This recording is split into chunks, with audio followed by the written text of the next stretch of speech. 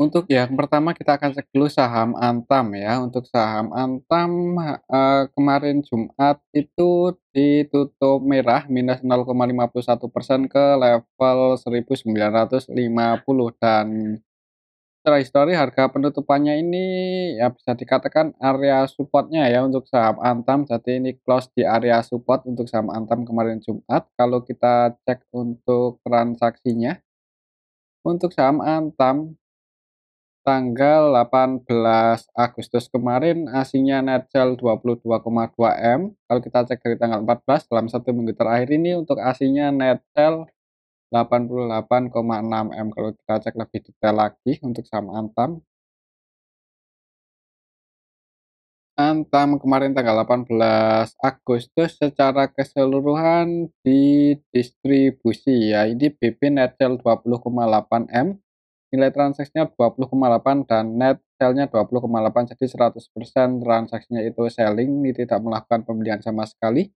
Selain BP ada ZBYU yang keluar untuk BP-nya versi lokal, ZP-nya versi asing ya, aslinya net sell, lokalnya juga ada yang distribusi ini untuk saham Antam. Untuk minggu depan, untuk besok Senin sih perhatikan aja di awal market ya. Kalau langsung dibuka merah, ya jangan buru-buru entry, takutnya kalau masih turun terus untuk saham Antam bisa ngejar 1900. Ini support selanjutnya untuk saham Antam misal, masih turun ya, kalau lihat, kemarin Jumat di distribusi lumayan untuk saham Antam. Kalau kita cek untuk laporan kuartal 2-nya juga belum diupdate ya, ini belum keluar, jadi AM-nya sih nunggu laporan kuartal 2 keluar aja. Tapi kembali lagi disclaimer, oke itu untuk saham Antam ini sih udah, berada di area support, tapi kalau lihat asingnya distribusi, lokalnya juga, jualan, ya mending, wait and see aja dulu di awal market. Oke itu untuk saham Antam, perhatikan saja level ini mungkin kalau misal besok bisa sampai turun ke level 1900 dan ada yang jaga harga di area sini ya bisa dipertimbangkan kalau mau, entry. Selanjutnya kita cek saham MDKA. Untuk saham MDKA kemarin, bertahan ya di area ini 3.160-an, close-nya di 3180. Jadi sempat naik turun ini untuk saham MDKA kemarin Jumat, sempat turun juga ke level 3.130 ya untuk, low-nya, cuman ditarik naik. Tapi untuk area penutupannya ya ini masih berada di area support sih. Coba kalau kita cek untuk transaksinya MDKA support secara histori ya, kalau secara Fibonacci ya di 2.900-an. Kalau kita cek untuk transaksi MDKA. MDKA kemarin tanggal 18 Agustus aslinya net buy masuk 6,6 M, nggak terlalu banyak. Kalau kita cek dalam 1 minggu terakhir untuk saham MDKA aslinya net buy sih tadi 4,5 ya, MDKA. Kalau kita cek untuk transaksinya MDKA secara keseluruhan aslinya masuk ada ZP, AK, BK masuk ya, tapi, mereka bertiga cenderung, trading ini enggak akumulasi banget. Untuk ZP nilai transaksinya 34,7 M dan netbuy 9,1 M, AK netbuy 3 M-an, nilai transaksinya 11,1 M ya. BK juga trading ini yang keluar untuk aslinya di sama MTK ada KZJU, RX. Untuk lokalnya lebih banyak yang jualan. Untuk laporan kuartal 2-nya untuk saham MTKA juga belum di-update, semoga aja bagus. Untuk saham MDKA minggu depan sih ya selama nggak jebol aja sih, ini udah di area support ya, mungkin kalau mau swing atau invest di saham MDKA, ya bisa dipertimbangkan kalau mau entry ya, nanti kalaupun turun jebol di bawah 3160, ya berarti jangan buru-buru average down, bisa tunggu di harga yang lebih rendah lagi di area supportnya di 2.900. Ya perhatikan saja di awal market sih ini untuk saham MDKA ya sama seperti Antam close di area support secara histori. Oke itu untuk saham MDKA dan untuk resistennya masih di 3.400-an. Kalau menurut saya sih kalaupun jebol di bawah 3160 itu ya kemungkinan buat rebound lagi ini rebound lagi itu masih sangat mungkin ya untuk saham MTKA. Oke, itu untuk saham MDKA. Untuk selanjutnya kita cek saham SMGR yang kemarin turun cukup dalam ini untuk saham SMGR. Turun 2,89% ke level 6.725, sempat nyentuh support secara Fibonacci-nya ya di 6.700. Ya ini sih semoga aja untuk besok nggak jebol di bawah ini untuk saham SMGR. Untuk resistennya ada di 6.950. Kalau kita cek untuk transaksinya untuk saham SMGR, kemarin tanggal 18 Agustus secara keseluruhan didistribusi oleh NIAK ini. Untuk asingnya net sell kalau kita cek dalam 1 minggu terakhir untuk tanggal 18 Agustus aja masih net sell ya 16,9 M. Untuk asingnya yang keluar itu ada AK 16 M, ZP-BK. Untuk ZP-nya net sell 3,8 M, BK net sell 2,5. Ini yang keluar ya untuk asing yang keluar di saham SMGR. Kemudian yang masuk RX saja cuman nggak sebanyak asing melakukan distribusi, sedangkan untuk lokalnya juga ada NI yang distribusi 15,1 M ya. NI CC KZ versi lokal jualan, dan yang nampung BK. BK versi lokal nampung untuk saham SMGR. Untuk besok Senin itu, coba kalau kita cek untuk laporan kuartal 2-nya SMGR sudah di-update belum ya? Udah ya, secara tahunan dan kuartalan turun, PBV-nya 1 kali lebih, ROE-nya 4%, kecil ya. Nggak terlalu menarik sih secara fundamental perusahaan ini untuk saham SMGR. Jadi ya, kalau mau masuk buat invest jadi bisa dipertimbangkan lagi ya, mengingat, laporan kuartal 2-nya nggak bagus-bagus banget. Takutnya kalau sampai jebol di bawah 6.700 ya nanti bisa turun lagi lebih dalam ke level 6.450. Jadi di awal market sih jangan buru-buru entry aja, mengingat juga kemarin Jumat ya didistribusi ini untuk saham SMGR oleh asing dan, lokalnya ada juga yang jualan banyak. Oke, itu untuk saham SMGR ya.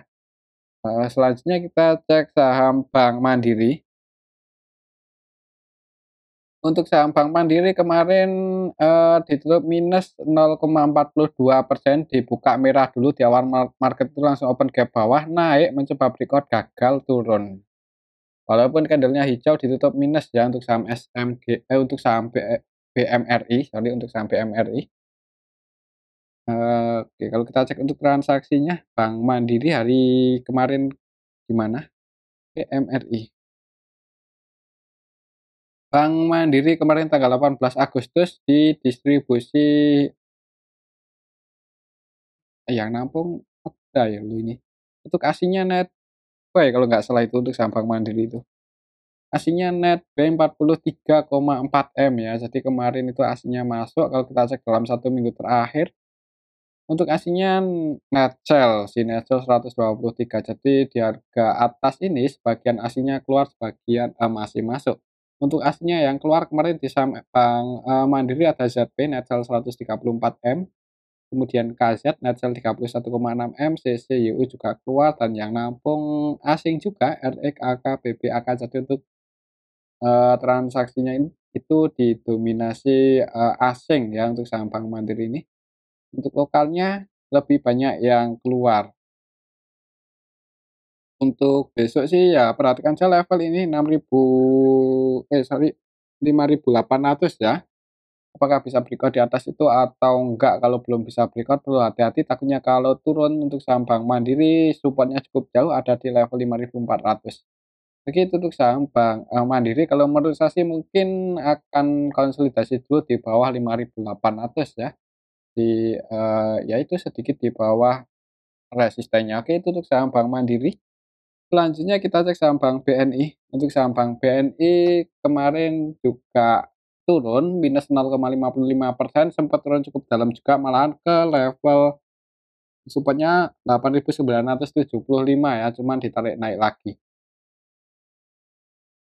Ini sih kalau kita lihat candlenya aja, perlawanannya lumayan kuat ya. Coba kalau kita cek untuk transaksinya gimana untuk saham Bank BNI tanggal 18 Agustus untuk asingnya sebagian keluar, cuma ada yang masuk juga ini banyak. Untuk asingnya di saham Bank BNI itu net sell. Kalau dalam 1 minggu terakhir ini net sell 8,3 M, nggak terlalu banyak. Lalu kita cek untuk kemarin Jumat aja net buy 1,9. Jadi sebagian masuk, sebagian juga keluar ini untuk saham bank aslinya di saham bank BNI. Yang masuk untuk aslinya di saham bank BNI ada BKKZ. Untuk KZ-nya ini ya cenderung akumulasi sih. Untuk BK-nya cenderung trading. Nilai transaksinya 184,4 M dan net pay 87,6 M. Sedangkan yang keluar untuk aslinya di saham bank BNI ada AK, ZP, RX, SCY. Lumayan banyak ya. Untuk lokalnya ada yang distribusi ini CCAZ. Jadi kita perhatikan secara keseluruhan sebenarnya yang keluar lumayan banyak ya ini di saham Bank BNI dan ditampung oleh BK versi asing. Untuk laporan kuartal 2-nya untuk Bank BNI apakah udah diupdate? Udah ya, secara tahunan naik, secara kuartalan turun. Ya tapi masih tumbuh lah secara tahunan ini untuk saham Bank BNI. Jadi untuk besok Senin sih lihat aja di awal market sih harga penutupan kemarin Jumat itu di 9.050 itu pas plan 38,2 Fibonacci ya. Jadi kalau langsung dibuka hijau semoga aja bisa ke 9150 tapi kalau langsung merah ya mending nunggu di bawah aja ini di 8.975. Oke itu untuk saham Bank BNI ya dan saham Bank BNI ya. Selanjutnya kita cek saham Arto.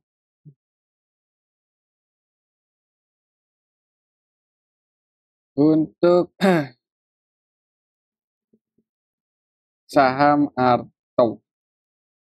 Untuk saham Arto untuk beberapa hari terakhir ini masih konsolidasi terus di area sini ya. Di range area 2.550 sampai 2.730 harganya itu konsolidasi di area sini-sini aja. Coba kalau kita cek untuk transaksinya, pada laporan kuartal 2-nya semakin bagus sih ya untuk net income-nya tumbuh sih. Untuk Arto untuk kemarin Jumat tanggal 18 Agustus secara keseluruhan nggak ini malah di distribusi CC ya 8 eman lebih, cukup banyak yang distribusi ini CC versi lokal, jadi di distribusi lokal. Untuk aslinya sendiri untuk saham Arto masih net sell net buy 1,1 M untuk kemarin Jumat kalau kita cek di tanggal 14.